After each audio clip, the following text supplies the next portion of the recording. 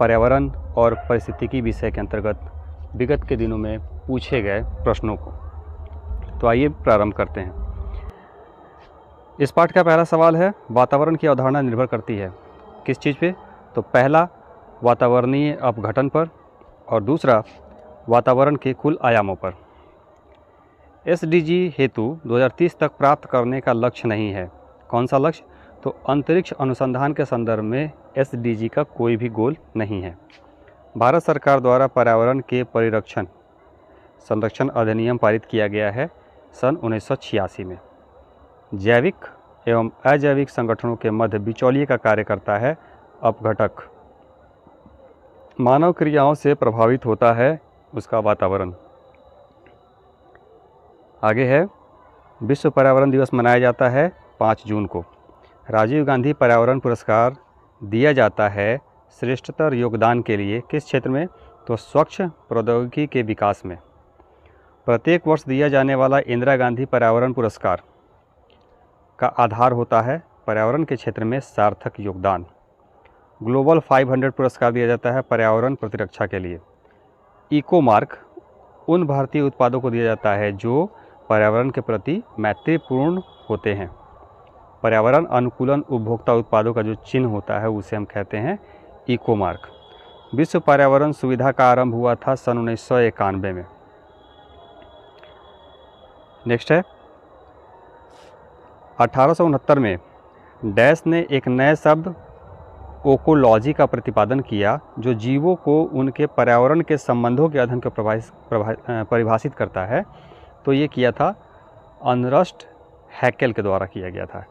Ecology शब्द dash शब्द ओकेलॉजी से बना है, तो इकोलॉजी यूनानी शब्द ओकोलॉजी से बना है।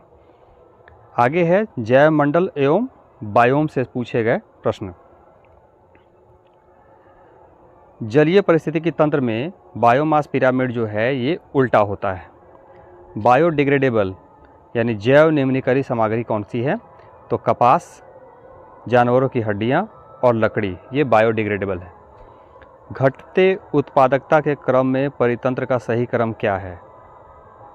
तो पहले मैंग्रोव, उसके बाद घास के मैदान, फिर झील और अंतिम में सागर। पादक प्लवक अधिकता में वृद्धि करते हैं लिमिनेटिक क्षेत्रों में। पानी का खुला क्षेत्र जो हो इसे हम लिमिनेटिक क्षेत्र कहते हैं।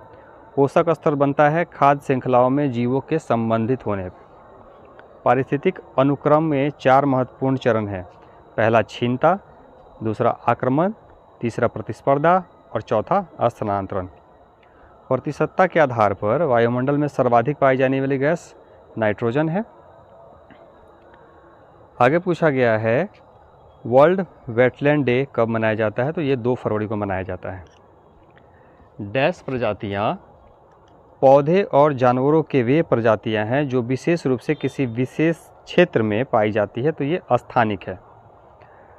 डैश जीव मंडल को 2009 में भारत के 16वें जैव आरक्षित क्षेत्र के रूप में घोषित किया गया है जो रेड फॉक्स और ब्लू रॉक पिजन और लैमरजियर के संरक्षण के लिए विख्यात है। तो ये कोल्ड डेजर्ट की बात की जा रही है।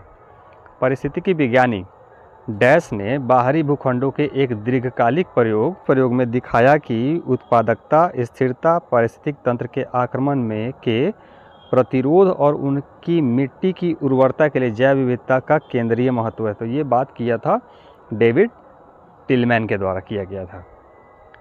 जैव विविधता की स्वस्थान विधि इंसूट कंजर्वेशन मेथड ये संबंधित है जैविक जानकारी के वेयर हाउस के रूप में संरक्षण क्षेत्रों से संबंधित है। ये जैव विविधता को डैश के रूप में परिभाषित किया जाता है तो जीवधारियों के विस्तृत विविधता के क्षेत्र में।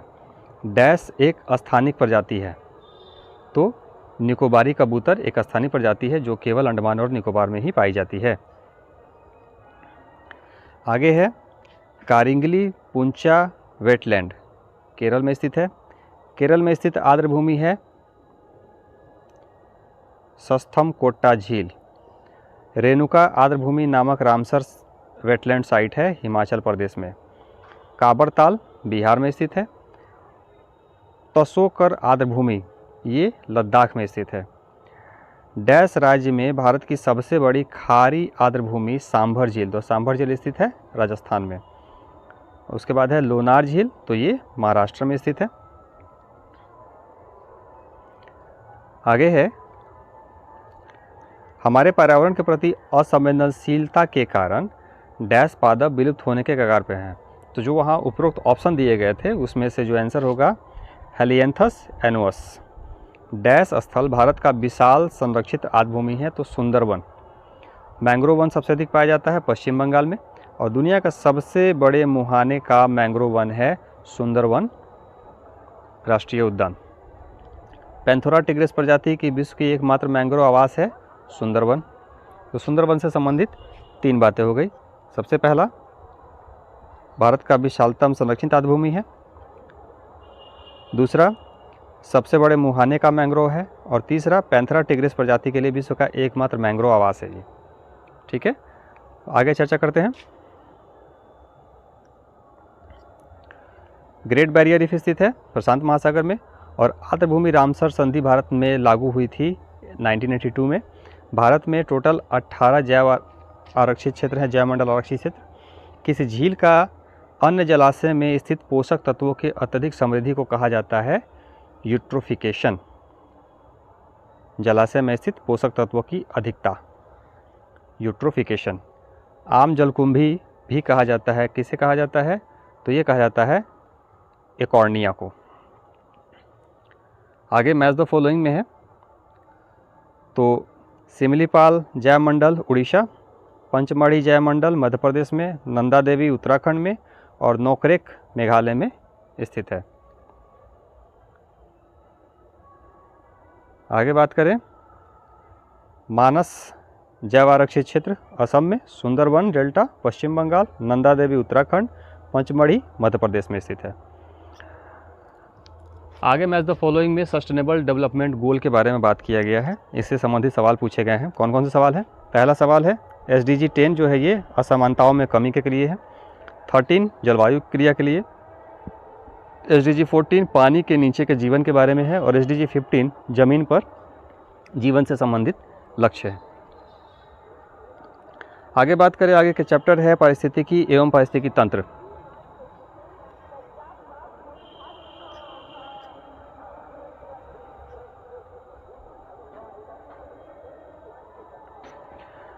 नेक्स्ट चैप्टर है हमारा पारिस्थितिकी एवं पारिस्थितिकी तंत्र। इससे संबंधित पूछे गए सवालों की हम चर्चा करेंगे।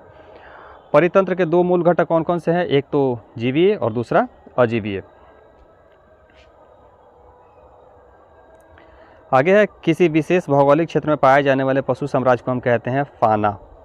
अजैविक घटक कौन कौन से हैं? तो पानी, हवा और मृदा, इसे हम अजैविक घटक कहते हैं।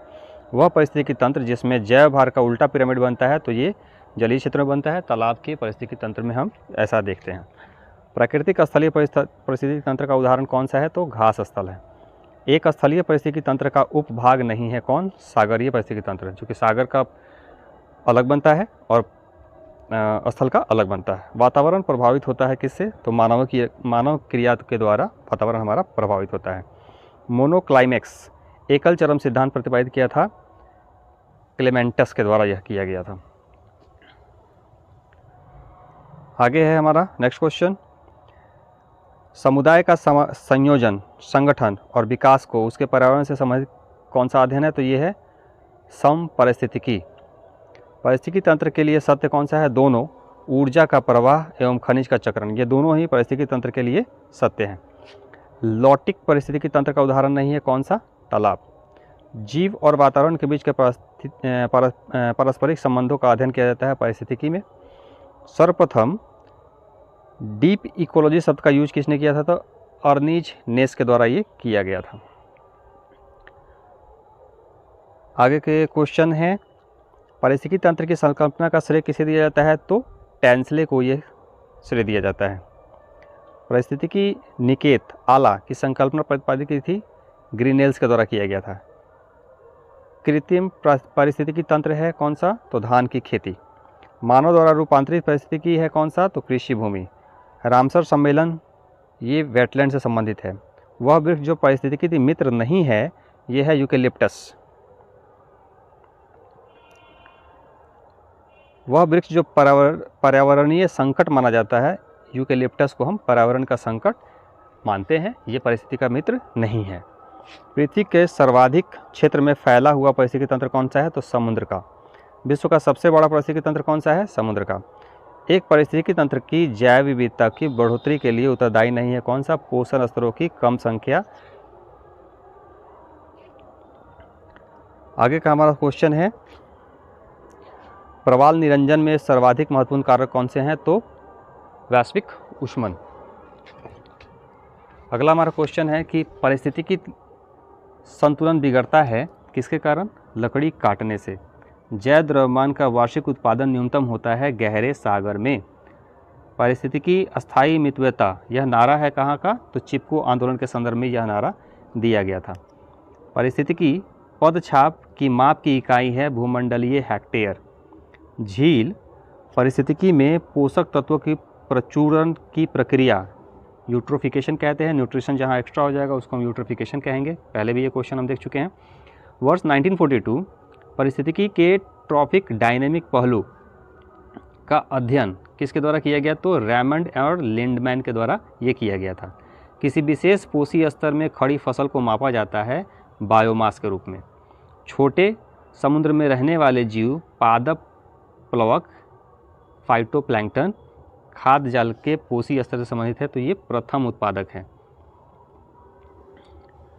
आगे है, शाकाहारी जीव खाद्य श्रृंखला में डैश पोषण स्तर बनाते हैं, तो ये शाकाहारी दूसरा बनाएगा। भू संसाधनों के उत्पादक और उपभोक्ता है कौन? मानव। कृत्रिम पारिस्थितिक तंत्र का उदाहरण है बगीचा। बायोमास का पिरामिड एक आरेख है जो खाद्य श्रृंखला के प्रत्येक स्तर पर जनसंख्या को दर्शाता है। इसके अनुसार डैश उच्च बायोमास के साथ आधार पर अपना स्थान ग्रहण करते हैं, यानी ये प्रथम उत्पादक के बारे में कह रहा है, तो ये इसका आंसर हो जाएगा उत्पादक। पारिस्थितिकी तंत्र का एक जैविक घटक है घास। सूर्य का प्रकाश परिवेश का डैश बनाता है, तो अजैव घटक है सूर्य का प्रकाश। डैश एक ऐसे वातावरण को संदर्भित करता है जिसमें ऑक्सीजन आसानी से उपलब्ध हो, तो ये वायवीय क्षेत्रों के बारे में बात कर रहा है। आगे है नेक्स्ट क्वेश्चन, आसपास के वातावरण में पशुओं और पौधों के संबंध के अध्ययन को हम कहते हैं पारिस्थितिक विज्ञान। पृथ्वी के सतह और वातावरण का वह क्षेत्र जो जहाँ पौधे और जानवर रहते हैं, इसे हम कहते हैं जैवमंडल।